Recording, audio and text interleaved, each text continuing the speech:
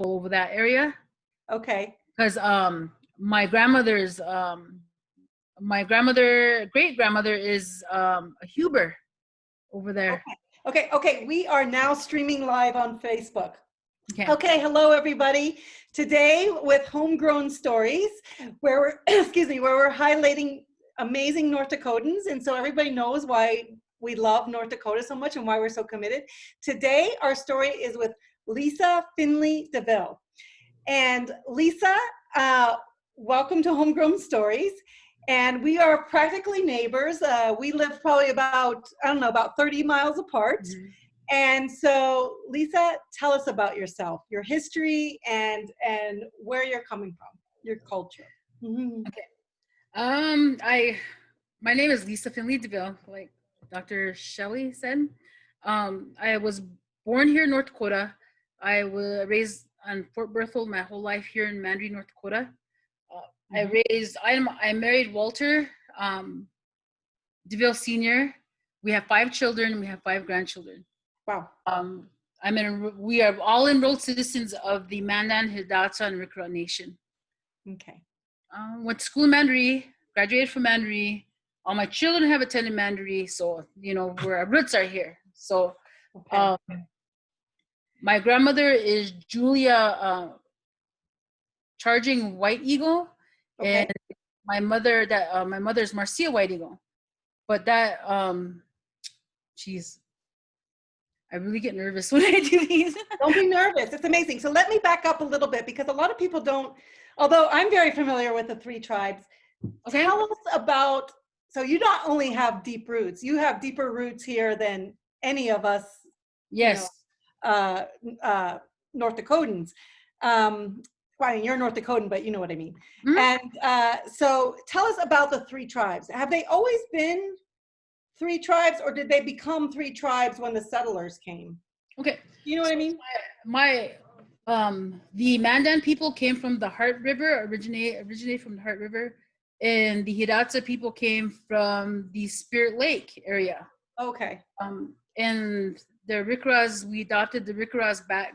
Geez, when the smallpox hit our people, we dwindled down to so many. So we all became 3 tribes. Okay, so that happened back during the pandemic of the smallpox to your nation. Yes, we lived along the a lot of the rivers and lakes, like the Missouri River. We lived right where the Knife Village is, like there in, what is it, Scranton, or yeah. So that's where that is where we lived. Okay. And we did fish, we did all of that. That's the reason why we lived along the river. So it's just I had to make that comment because there was some issues going on about us guys not fishing or something like that with the U.S. government the other day. So I was like, no. Oh yeah, no, I know, that's horrible. You use the water all the time. Yeah, so you are really into water. And so I want to kind of go into that too. So that's the 3 tribes. And I didn't realize that you guys combined during the smallpox. And that's really interesting. And then you are what? Well, let me ask one other question before I get to that. So our climate here is brutal in the winter. Like it's minus 70, and I know that we had the buffalo and all that other stuff. Did you guys didn't move during our winters? The Mandans were farmers, right? You weren't nomadic. Yeah, we were like a permanent tribe. We lived in the earth lodges. Yeah, we didn't move often. We weren't a dwelling tribe. Yeah. See, that's amazing. Yeah. So, okay. So that's just so interesting. So, okay. So then, so you are water people. And when we were visiting the other day, you're a super educated scientist, and in the environmental sciences and everything. You can talk about that. But what you also started talking about, part of that curiosity and education came from your deep, deep appreciation of your creation story. So could you share with us, what is your tribe's creation story? I cannot talk about creation stories, but I could tell you what they mean. Well, maybe that, yeah, okay. There is a certain time of the year that we could tell these stories. But what I shared with you the other day was that I always say to my children that we're born scientists because we were that's where our creation stories come from. We were always taught that water's sacred to us. Why, leave things alone, things like that. But there's a reason and purpose for everything.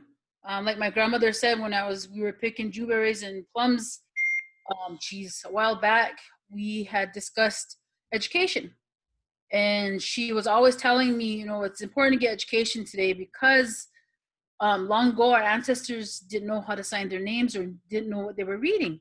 So all they could do is put the X on there. I do share that story a lot with in my past interviews because that is very important because that's where it all really truly began. And I must have been only about 10, 11 years old around that time. So ever since then, I was always curious, wanted to know why this, why that, and going back to our creation stories, like I said, there's a certain time that we could tell them, but yeah, the turtle, every animal played a part in our lives. Turtle, carried the sun ray. I mean, there's all, but there's a certain time it's only so I didn't understand that. Can you explain that a little bit? So because I guess they're so sacred to you that you tell them. Is that would that be correct? That you tell them just at certain times? Yes. I love that. Yeah, there's a reason why the moon is there, the sun is, the stars, the water. And water has always been sacred to us because we use it during our ceremonies, during any time we do cleansing. We even host the annual, I and Candy Mosset host a annual water blessing healing walk in August, but I don't know if we'll do that this year. We've held it since 2015. 16 maybe. I'm sorry, but I can't remember. That's okay. Yeah. It's been every year that we do during the Little Shell Powwow. And that's just for the tribe? No, it's for anybody that wants to attend. Oh, I'm coming. We invite everybody. Anybody who wants to come and do the we give offering to the water, but we always all that. It's always taught to us that there's rules in life that we have, and one of the rules is to appreciate Mother Earth and protect Mother Earth as much as we can. Yeah. I know that we live in modern days and we've been taught a lot how to destroy Mother Earth. So I like to teach my family and educate my family. I'm not saying I know everything, everything that's happening to us today. It took me years to educate myself and educate my family. So we live with the oil and gas and the impacts of the environment and social issues that we witness every single day. Yeah. And I'm not saying I'm against the oil. I'm just saying I'm for responsible oil. And I tried so hard back in 2010 for prevention and awareness and education. Education is very important because it helps us teach us how to deal with these situations that happen, like when we have brine spills, when we have this flaring and this methane. Methane's an invisible spill, So educating my family has been a huge part for the past 10 years. And I am thankful because my family does receive royalties. We don't receive a whole lot of it, but it has gotten us through for the 10 years that I've been able to do this volunteer work. Yes.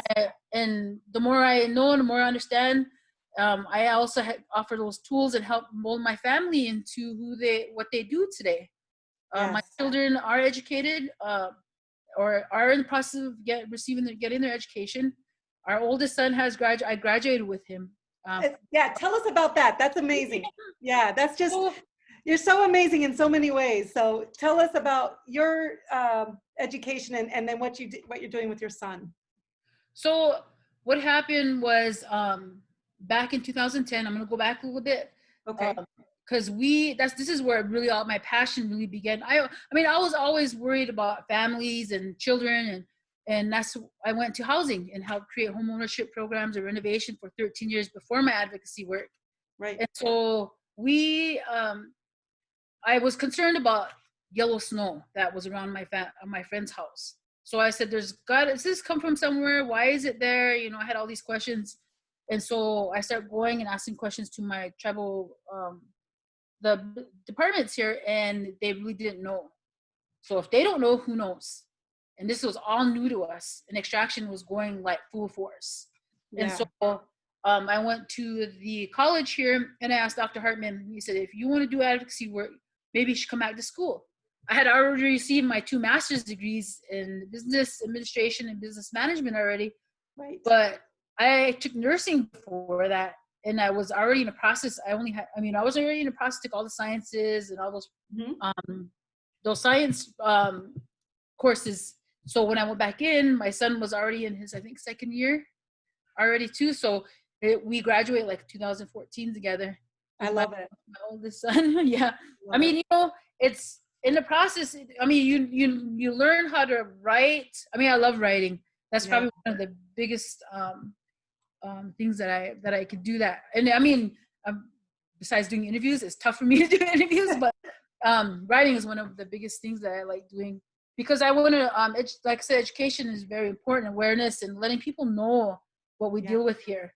Like, I understand, living here, it's been a challenge, but I am up for all those challenges. I mean, nothing's going to hold me back. That's the reason why I'm running. That's the reason why I stepped up. That's the reason why I got tired of, I had to take action.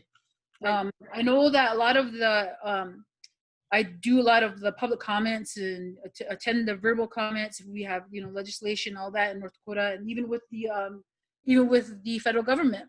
So we deal with 4 governments, and that's why I say it's a challenge. It's not only tribal government, but we also deal with county government. We also deal with the North Dakota state government and federal government.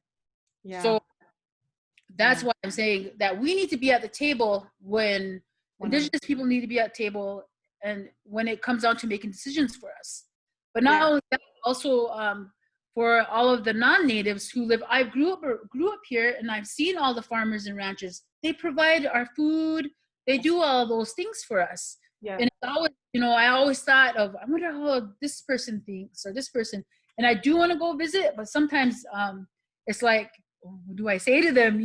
But right now I'm ready to do it, and I'm ready to listen to everybody, to all of District 4, all the farmers, ranchers, because like I said, they provide all of our, provide food and. Right.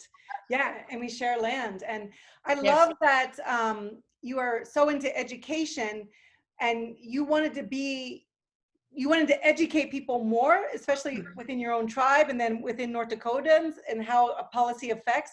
So I really love that you learned that you understood that you had to understand science and become a science communicator. And the only way you can become a good science communicator is you have to know deeply the science. So this is not just you, this is years and years of training yourself so that you can help your family, your tribe, and North Dakota. So thank you for your dedication and your energy, and you're great at interviews. You're just so, passionate. And that's why I love doing these stories. So, so let me then ask, you said something about family and just about our connections, and you wanted to help with the ranchers. So, this is how we're connected, and same with Ruth Buffalo. My 3rd cousin is Pat Murphy. Okay. And tell us, just how you and I are a little bit connected. Okay. So Pat Murphy married Ines Youngbear. And Ines Youngbear is one of my grandmother, Julia Whitey, was very good friends. And we used to do things together a lot, like sewing and, quill work, all that. And so when I used to go running every day, I used to always see him. They lived right just down the corner, like a house away from us. And he and I used to stop and visit. And he used to be crushing cans. So I would help him pick him up. He said, no, you don't need to help me, he used to say. Then Ines, I remember her always peeking out saying, he can do that. So go finish your run, or whatever she used to say to me. But yeah, I mean, I'd stop and always say hi to him, because he was always outside there on the, that's when they lived in Mandaree. Then they lived out in the country. And then my grandmother used to go and visit her out there. So I know Pat. Yeah. So isn't that just interesting? And now we're both running, for legislative. Yeah. Okay. So I did want to ask you about your names. How do you guys give, I know you have a name now, but like the Young Bear and stuff like that. How does that work? I know that my understanding is that a lot of our people kept their native names. My maiden name, Finley, is really flies away. Finley was the white man's name. Okay. So DeVille is actually my husband's name. So his father's from California. So Okay. that's my married name. But I want to talk about our indigenous names. Yes. This is with you earlier. We have rules in life that we have to that we abide by, should be abiding by. But I know a lot of our people, we've lost a lot of that connection. Yeah. But I still try to stay connected as much as I can, sir, with ceremony and with all my family have received indigenous names. So when we do ceremony and when our elders address us, that is what usually they use as our native names. Like my name accomplishes everything. I do not know how to say it in Hidatsa, but it's a Hidatsa name. It was given to me by my uncle. So we go by clanship. So clanships have rules. So your aunt, your uncle, your grandpa can give you the native name.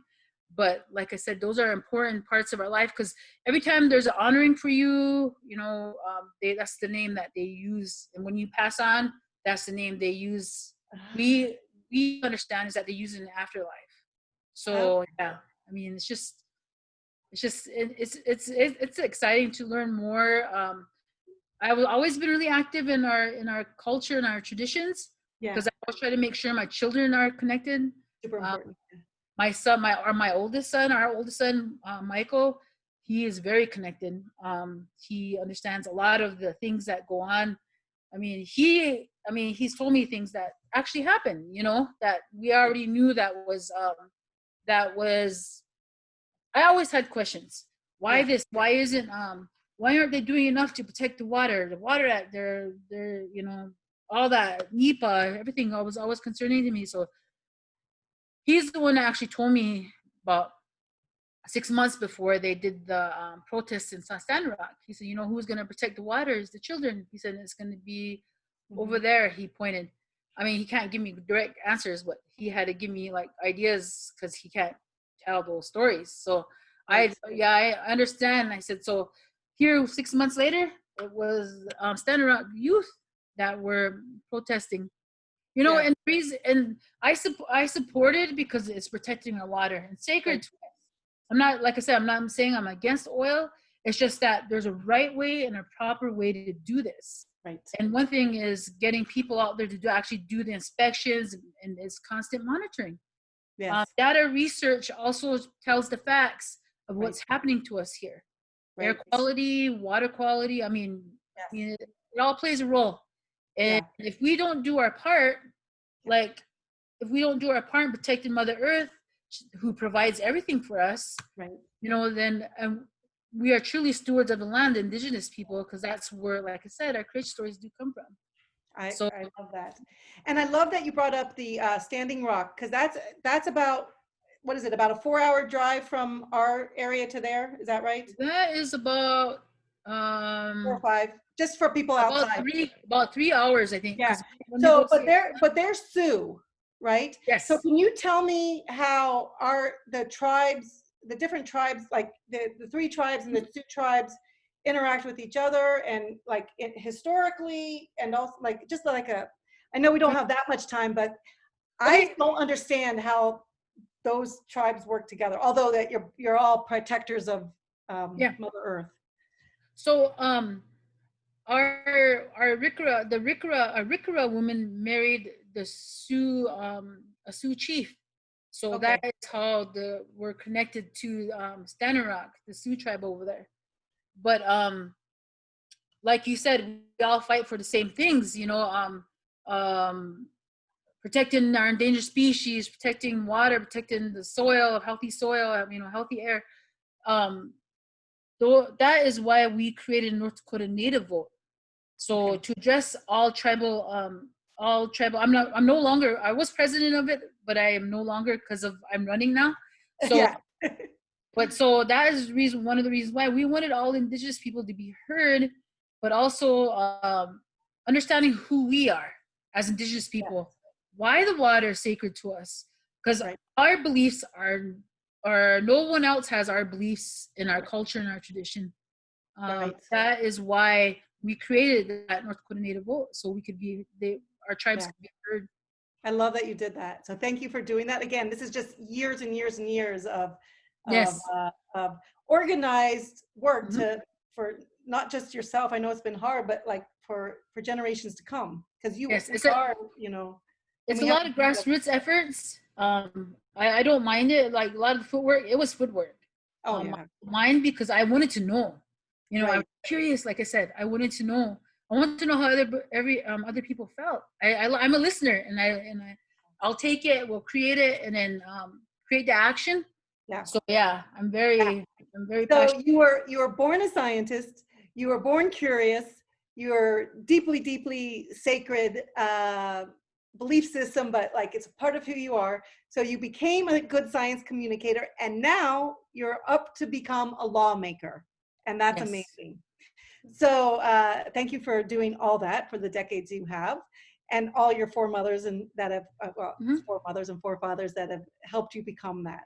So and can you help me us understand, or maybe what is one of the biggest misconceptions that about the indigenous culture here in North Dakota that you always hear, that you might want to help us understand, that's not, that is a misconception? Does We that don't make sense?